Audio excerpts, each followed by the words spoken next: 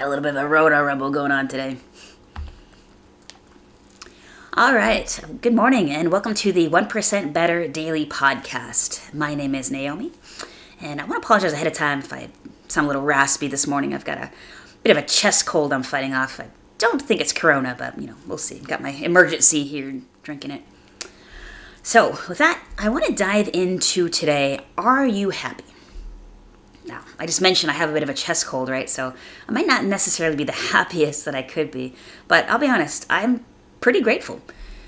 It could be worse. I've got a bit of a cough. It's not Corona, so that's good, right? That's something to be grateful for. I get a couple days off of training. I'm training for a jiu-jitsu tournament. Sure, I'm a little nervous that I would love to get more training days in, but my body truly does need a rest. So gratitude is the key to happiness, really. Scientists have proven that when we start to practice gratitude, that's what we call it when we either write down gratitude, or if we think about things we're grateful for, it's called practicing gratitude. And they've actually hooked up our brains and had us practice gratitude, and it actually makes us happy. It releases I call them the feel-good hormones, right? Like dopamine, serotonin, stuff like that. It actually makes us happier. And I come to you with this. I had a pretty rough week. I know it's only Tuesday, but I'm kind of referring to my last week of work.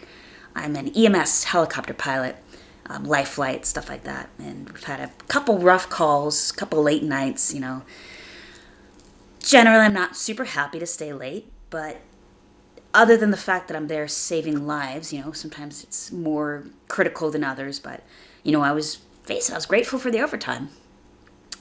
Gratitude isn't necessarily always have to be selfless. Sometimes it can be a little selfish. I am grateful that I picked up this shift or that I got called into work. It's like a little bit of extra money, right? Which came in handy as, what was that? Thursday night, the very day after I had to stay late at work, I got a speeding ticket. Again, I could be angry. I could be up in arms. And sure, I'm upset. Nobody likes to get a speeding ticket. Nobody likes to pay money where they didn't expect to. But I am so grateful. It could have been worse. It could have been more. The cop could have been mean. I could have got thrown in jail. I wasn't going that fast, but you never know. There's something that I'm grateful. It was a small speeding ticket, and the police officer was very polite. And I didn't say anything silly, just silly things like that, but I'm grateful for it. I am grateful that it gave me a chance to practice calmness. I have never been that chill before when those flashing lights came on behind me. I was like, oh, here we go. And it shows me that I'm growing. So even though it's not ideal, I am changing it into gratitude. And one of my favorite Tony Robbins quotes is, you can't be angry and grateful simultaneously. You can't be fearful and grateful simultaneously. Think about that for a second. You can't be angry and grateful simultaneously. I was upset, sure, that I got a speeding ticket, but I wasn't angry. Again, I was grateful, even in the moment when, that moment between knowing if he's coming back with a ticket or if he's going to come back with a warning. I was just grateful that I wasn't going faster. I was grateful that he was nice, I was grateful for it. I was grateful that my heart wasn't racing. I wasn't angry because I was grateful. So yeah, it's just gratitude. And another quote that I really like, and this kind of comes into the next part, is by Marcus Aurelius. And he was the guy that wrote a book called Meditations, or Scroll. I don't know how old that was. But this quote really resonates with me. And that is, the happiness of your life depends upon the quality of your thoughts. Let me repeat that. The happiness of your life depends upon the quality of your thoughts. And go back maybe about a year ago in my life, I used to do what I always like to call a debrief. I'd come home from work, and my significant other, partner, whoever I was, with at the time, I like to do what I call a debrief. And my debriefs were usually negative. It was usually like, Bob was mean. I used to fly tours of the Grand Canyon. The tourists didn't tip well today. It was hot. It was usually like the bad negative. But in my head, I was just getting it out of the way, so I wouldn't dwell on it. So that is partly good, right? So I got it off my chest. So I wasn't dwelling on it. But even that, I was bringing it to light. And maybe my significant other was having a great day and I brought the negativity into their life. And then they're thinking like, oh, she didn't make many tips today. So maybe they're already thinking about their job and they're, stuff like that. So kind of can fester in someone else's head, even though in your mind, you're just getting it off your chest. And I still am a believer in if something's really festering, get it off your chest. Maybe it's something more like something someone said, but think about it first. But we'll get into that later. But what this gets down to is, what are you focusing on in your life? What are your thoughts? What are the quality of your thoughts?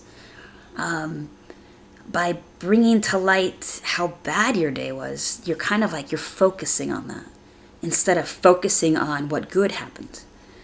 I saw a beautiful sunset today on my way home from work, or I had a really good conversation with a passenger. This was back in the day, or today. I don't know, I'm trying to think of something good at my work. It's pretty low key. We watched a great movie at work. It was kind of silly, but, it was a lot of fun, relaxing. You're focusing on the positive. And our brains are kind of funny. So I'll get into a little bit of a kind of neurology here, but kind of just how our brains work. What we focus on, what we bring to light, bring to the forefront, our brains are kind of going to start finding it. And here's how I mean. There is some of my friends, if you're watching this, listening to this, a TikTok video about Ford Rangers. A buddy of mine showed it to me. I thought it was hilarious. And so I like to go on Snapchat and I film Ford Rangers. So I started doing that. Before this ever happened, I might see a Ford Ranger once or twice. I see probably, no joke, about 10 a day. And that's because I've brought focus to it. So my brain is no longer glazing over them, they're focusing on them. So they're easier to spot. And so how this relates is, if we focus on positive, we are going to see more positive. If we focus on negative, even in that little bit of time period of that debrief, our brains are going to find more negative. So one thing I like to do is I like to listen to my friends. I love to be there for them. I'm not the great at advice. I'm getting better. I'm trying to be a life coach here, but I am getting better. But I like to listen. I like to be that sounding board for them. And what I've started to try to implement is, they come to me, I had a really bad day. Okay, we will get into that in a moment, but tell me 3 good things that happened, or tell me 3 things you're happy for. And it kind of catches them off guard. It's a lot of times they don't really want to do it, but I want to bring light to something positive. And so maybe 3 great things that happened to them was they got a really big tip today, and someone paid for their gas, and I don't, kind of crazy, right? And breakfast was amazing. It just tasted really good today for some reason. I'm not great at on-the-fly examples. And then so they're programming their brain positive thoughts, and then they get into the negative things, like maybe their boss yelled at them. And now that they have the thoughts of positivity, they might realize it really wasn't that bad. I absolutely know a lot of times I over-exaggerate in my head, and that's because I used to focus a lot on the negative. But focusing on the positive, you can see so much more positivity. And you can maybe see that maybe your boss was having a bad day. It might not be personal. It might just be he was having a bad day and you were unfortunately the one there to take the heat.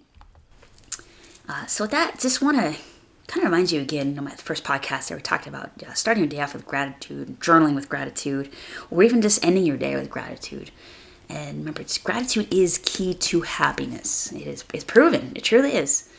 And we can't be fearful. We can't be angry. It's our thoughts are powerful. So I hope you continue to have a great day and end this day with positive gratitude. All right. Thank you very much. Thank you.